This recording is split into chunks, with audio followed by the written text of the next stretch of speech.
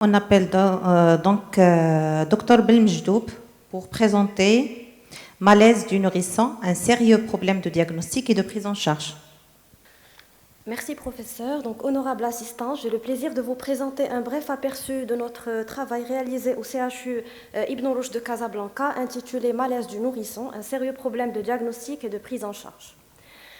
Donc, le malaise du nourrisson constitue un motif très fréquent de consultation pédiatrique intéressant surtout les nourrissons de moins de 6 mois et génère une grande angoisse chez les parents qui décrivent carrément une impression de mort imminente. Son incidence est en baisse, en particulier dans les pays développés, et ne représente que 0,6% des consultations aux urgences en France.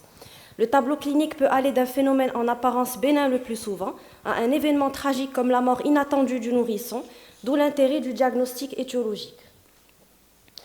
Donc, l'objectif de ce travail était d'évaluer les particularités cliniques, paracliniques, thérapeutiques, étiologiques et évolutives des malaises du nourrisson et ainsi apporter un outil pratique facilitant leur prise en charge. Donc, pour cela, nous avons mené une étude rétrospective étalée sur une période de 10 ans entre 2013 et 2023, incluant tous les nourrissons hospitalisés au service pour un malaise. L'étude a concerné 48 cas de malaise. Le sexe ratio était à prédominance masculine et l'âge moyen de nos patients était de 5,25 mois. La tranche d'âge la plus exposée se situait entre 2 et 6 mois, avec 41,7% des cas. Les saisons de prédilection étaient surtout l'automne et l'hiver, avec une hospitalisation de 83% des patients, ceci expliqué par les épisodes infectieux, notamment respiratoires. Les principaux facteurs de risque analysés chez ces patients étaient dominés par les régurgitations fréquentes, les antécédents de malaise, le tabagisme passif qui est retrouvé dans 25% de nos cas, ainsi que le faible poids de naissance. On a également retrouvé un terrain de prématurité chez 8 patients et un environnement psychosocial particulier a été noté dans 3 cas de malaise. Les manifestations cliniques décrites lors du malaise par l'entourage étaient dominées par le changement de teint, suivi des modifications du tonus et l'irrégularité respiratoire chez la moitié des patients. La perte de contact a été rapportée dans 23% des cas et la durée moyenne de cet événement était d'1 minute. Donc, tous les patients ont été hospitalisés durant une moyenne de 24 heures pour une surveillance avec un monitorage cardio-respiratoire et une enquête étiologique qui a débuté par un interrogatoire policier des parents et une inspection du nourrisson tout au long de ses activités.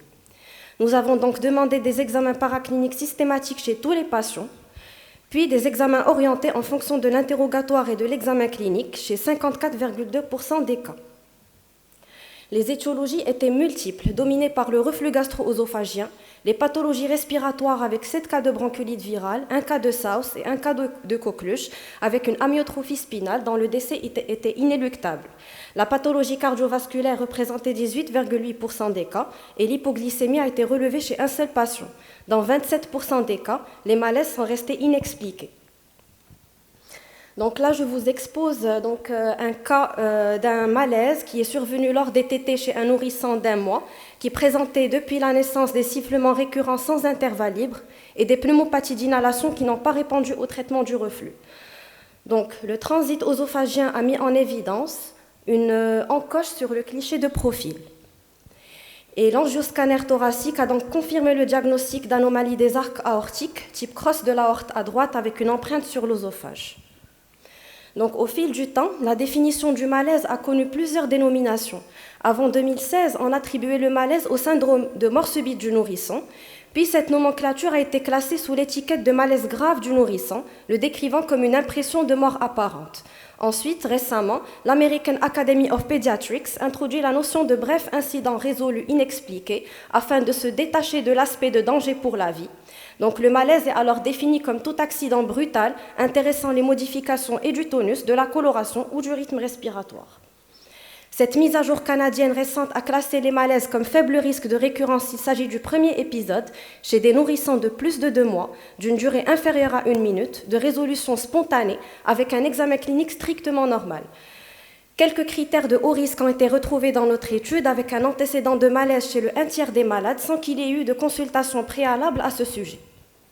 Les étiologies possibles d'un malaise sont nombreuses, allant des causes digestives aux causes cardiaques, en passant par les pathologies neurologiques, respiratoires ou infectieuses, voire carrément une maltraitance. D'après ces différentes études faites entre 2004 et 2023, la principale étiologie des malaises du nourrisson est représentée par le RGO, confirmé par une pH-métrie. Elles sont suivies par les pathologies respiratoires, notamment infectieuses. En tenant compte de ces études, les malaises restent le plus souvent sans cause évidente. Face à un malaise isolé a priori inexpliqué, la diversité des causes possibles rend la prise en charge extrêmement difficile, d'autant plus que l'interrogatoire des témoins est délicat en raison de l'angoisse qui est générée par l'épisode et le malaise est souvent résolu, avec une sémiologie clinique qui est généralement pauvre. En effet, dans une étude française récente à propos de 346 cas de malaise, 85% étaient asymptomatiques à l'examen clinique. L'hospitalisation des malaises se discute au cas par cas. Une étude américaine a listé les facteurs de risque imposant l'hospitalisation qui incluent l'âge, le terrain de prématurité, la récurrence de l'épisode et les anomalies à l'examen. Cependant, par prudence, on se fie aux recommandations européennes qui imposent... La conclusion, s'il vous plaît. Donc, il impose normalement une hospitalisation avec un monitorage cardio-respiratoire complété par des examens paracliniques systématiques.